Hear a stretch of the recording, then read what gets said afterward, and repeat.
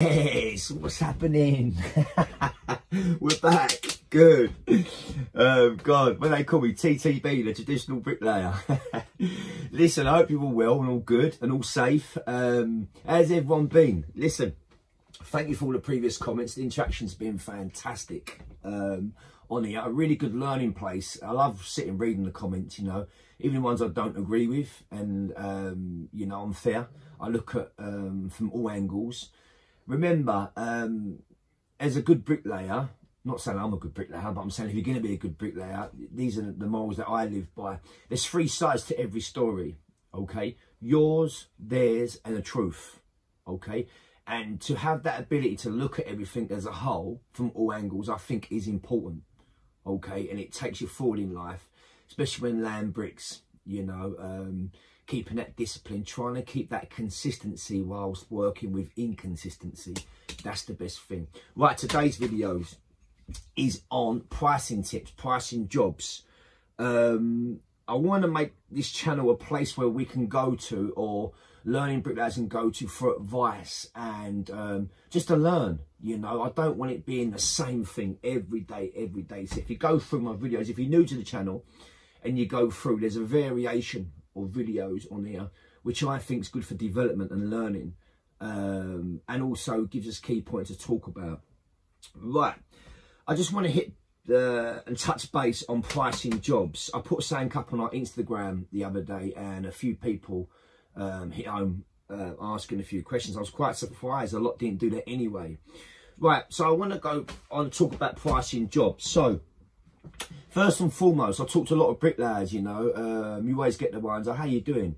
Oh, I'm booked up. When you booked up to? Oh, April 26. You know what I mean? I think, oh, all right, mate, yeah, nice one. Booking in jobs is good, okay? Getting booked up is good. It shows the popularity. It can help hold your pricing range as well, because the more popular you are, if you're getting a lot of inquiries, you can hold to that price range and give yourself a good earning out of that, you know. But first and foremost, let's talk about that. The quality has to be there, you know. Look after your work and really concentrate. Don't go home thinking, oh, I wish I'd done that, or is it going to be all right? Am I going to get away with that? That's the worst feeling ever. I'd rather stay an hour, 2 hours late, or go back the next day in the morning early and put stuff right that I'm not sure, you know. Make sure your discipline, your self-boundaries are high, and that will help you in the game. Now, talking about being booked up. Right, I myself don't like to be more than 6-7 months booked up. Now, the reason for this is when you're booking people in, for example, to April next year, what someone wants now, so for example, Joey Blogs and his missus, Cassandra, let's call her Cassandra. Cassandra wants a new patio. She's a bit bored, summer's coming. She's looked at her mate Ethel down the road, who's had a lovely new patio put in with all new brick walls and stuff, and she wants one. Now, you can't give it to her now, okay? So Cassandra and Jimmy Blogs want it now. So then you go around and you talk, you show them the photos, your portfolio, and they're overwhelmed and they're buzzing. Yeah, we'll book you up, definitely. Now, that person's want now is going to change, okay? You'll go in and sell them probably £20,000 worth of work. I don't like to use the word sell. You'll go and display 20 grand's worth of work that you're going to do, and they're all keen. Now, all of a sudden, weeks turn into months, and they're waiting. Now, that hunger and that enthusiasm dries out, because all of a sudden, now Cassandra wants a new BMW. She don't want the new patio as much anymore. So then she looks about and finds something a bit cheaper, and she says to her husband, Jimmy Blogs, Jim, she says, what about if we get this patio a bit cheaper, we can get the BMW? So Jim's like, yeah, good idea. So obviously, when the iron's hot, the old saying, strike when the iron's hot, it can be effective, because if you're booked up, you can't do it now. So it have to be in months' time. So that feeling changes, and what generally happens is a month before the job comes in, what happens? You get the golden phone call. Really sorry, my best mates, neighbours, husbands, cousins just gone in hospital, and we decided to just delay it for a little while. which leaves you then without a booking. Okay, so there's a lot to think about on that. So these people saying they're booked up to the next year, 2 years, you know, I think you have to be a bit careful, because someone's want today is not what they want in 6 months to a year's time. So do you see where I'm going with this? So I only ever get yourself booked up for 6-7 months in front. Then it gives me that time to sort of complete that work of a quality and not rush. Now, don't forget also weather pending as well. The summer we've had now is an absolute joke, by the way. You know, I've got some quality jobs. We've got to take down a parapet and rebuild a parapet with all features in it. We've got a bullseye, honestly. Loads of herringbone work, but I don't want to start it yet. Because once you start it, you compromise the quality because the way the weather is at the minute. So I've just been changing a few things about jobs I've booked in later, I've brought forward, etc, etc. So that can be a problem. So obviously only book yourself 6-7 months up in advance, guys. That's the best advice I can give you. Now, booking the jobs up, this is something I spoke about the other day. This is a wealthy tip, because I thought a lot of people done it and obviously they didn't. This is a wealthy tip. So when you get a job booked up, right, okay, so here's the tip. I'm going to give you a tip for pricing jobs on residential and commercial.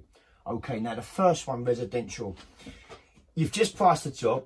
The client's confirmed that you've got it. Do not take a deposit, guys, because a deposit, if the client drags their heels, you will have to return the deposit. Even if you state in your paperwork, non-refundable deposit. If they get funny and it goes to small claims court, guys, and they put a good reason in, for example, COVID, or they lost their family or something happened, you will have to return a deposit, which means you're not going to be paid for all your coordinating work, admin, etc.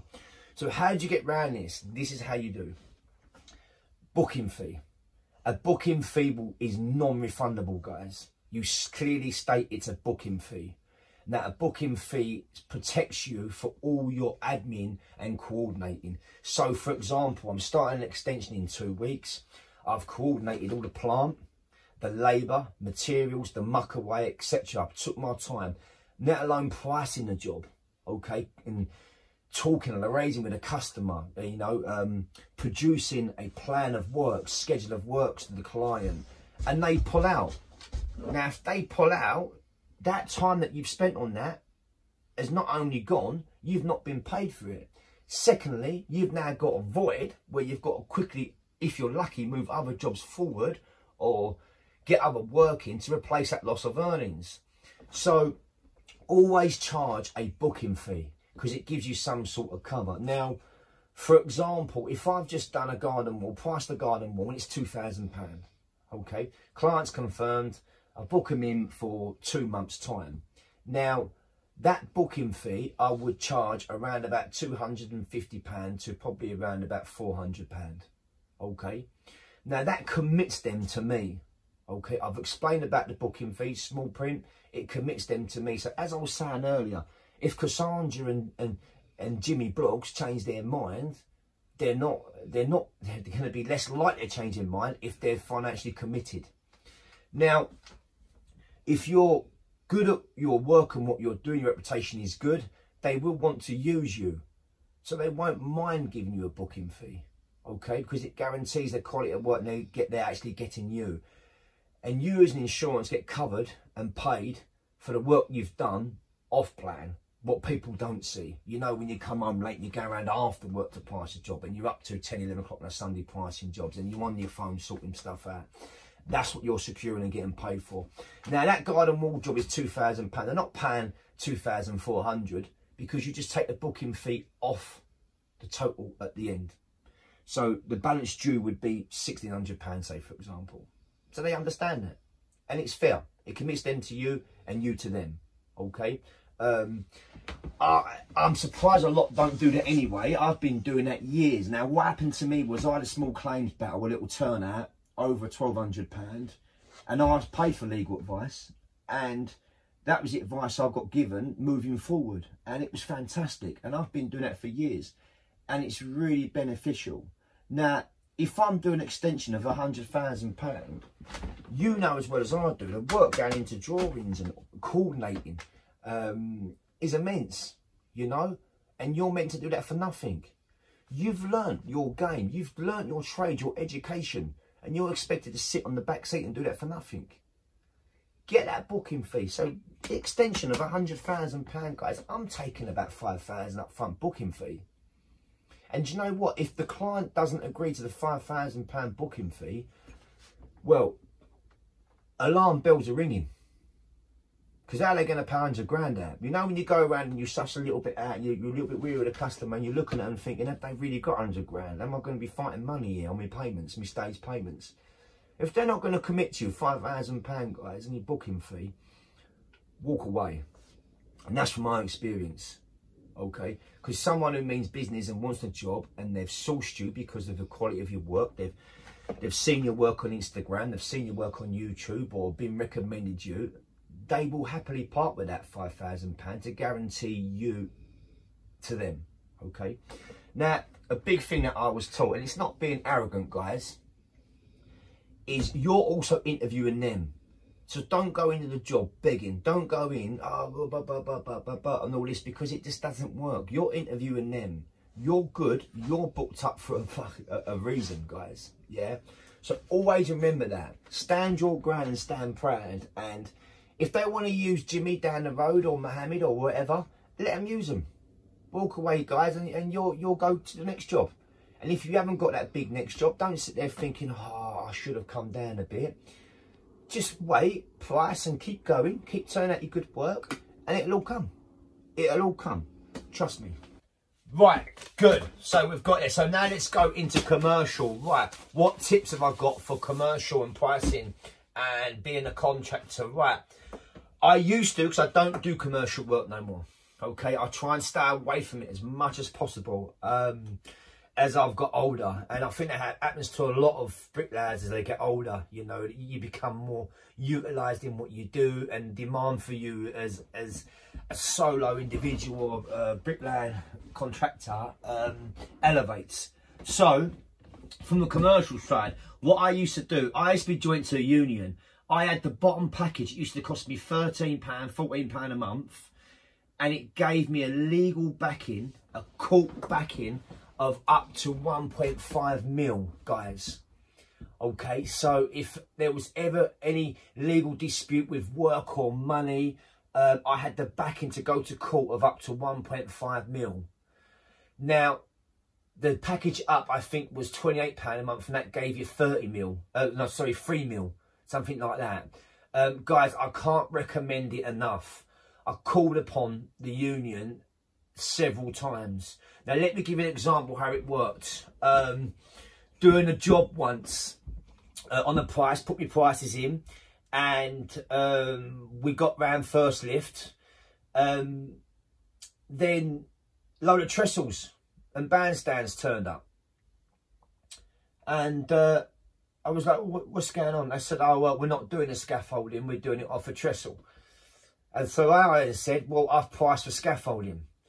And then he said to me, what's the difference? And I said, well, you're talking probably 25% in cost. Because bandstands are slower. You know, we have to move them about. When we're laying, we're slower on them than we are on scaffolds. You're looking at 25%. And he just laughed at me. So I said, I'm going to put this in as a 25% extra bill. And then there was a big commotion. Relationships started to fall out because I don't take no shit. I'm like that. I'm white or black, you know. So then we pulled off because we was using concrete blocks also, and the max weight on the concrete blocks, I think, was around about 200 kg at the time, and we was literally suppressing that weight with two big dirty ass bricklayers on there as well.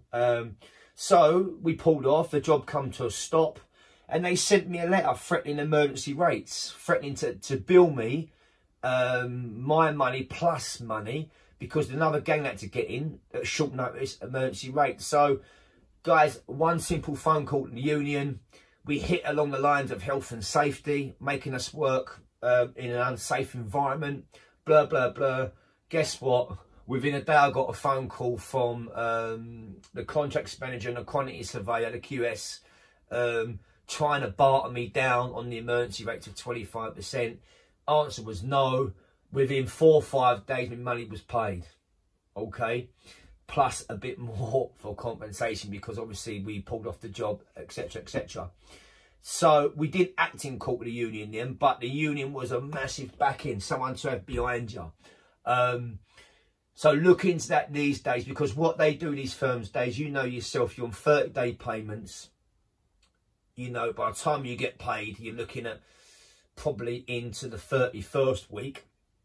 And then sometimes it's, oh, it's with the accounts, we're just waiting for the head of accounts to sign it off, or the director to sign it off. Then it goes through, you know, and you could be waiting up to 32, 33 weeks, which is a considerable amount of money. You're bankrolling. So what these firms do is try and use you for an interest-free loan. Okay, so don't get caught up in the interest-free loan thing. State from the beginning, hard copy and a soft copy. A hard copy is when you deliver, so record a deliver post. Okay, anything in writing. So this joining I've got in my hands is a hard copy. Yeah, that's what we call soft copy. Would be an email. Okay, make sure on your email you head it for record purpose. Okay, so normally FRP. Okay, for record purpose.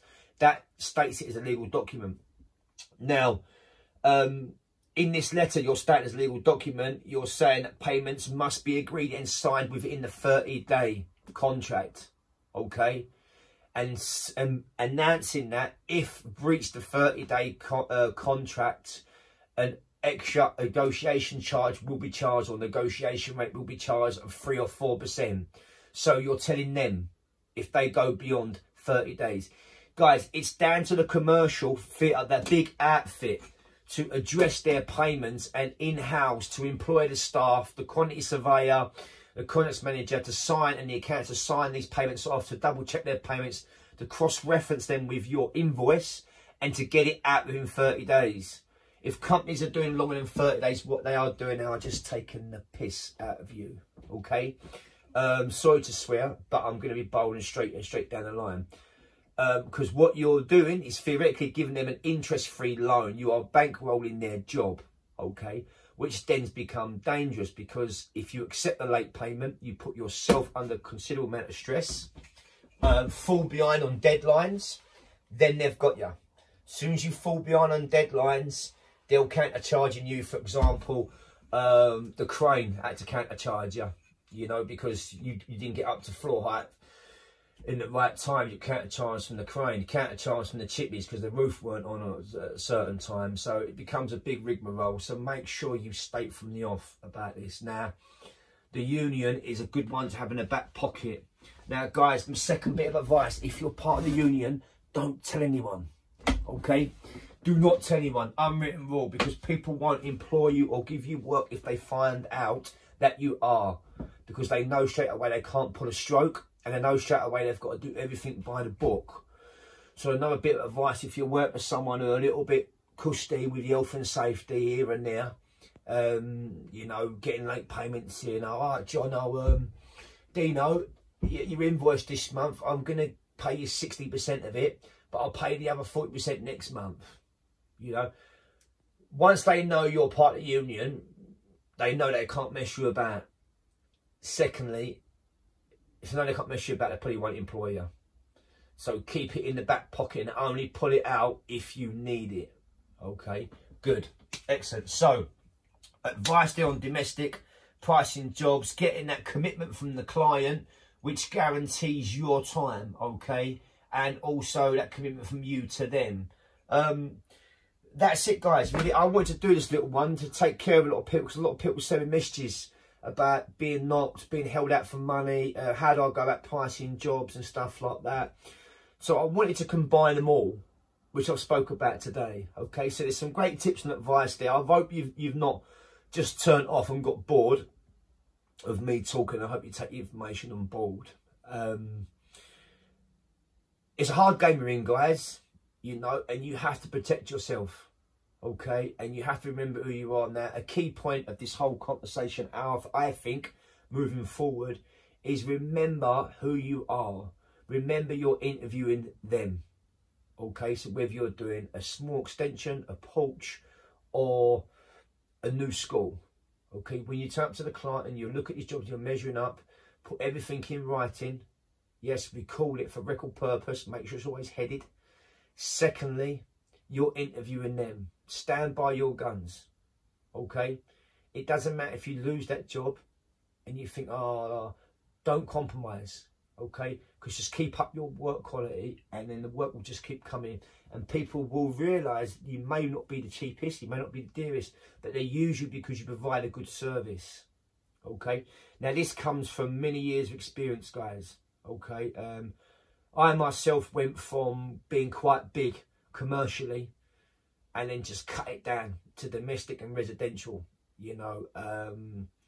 Found myself enjoying work more, not earning the same amount of money, but enjoying it more and less stress. No pound note is worth a pound note when you're 6 feet under pushing daisies up, guys. So I hope you listened and I hope you've enjoyed it, guys.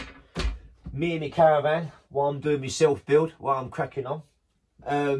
Guys, listen, hit the subscribe button for me. Get us up there.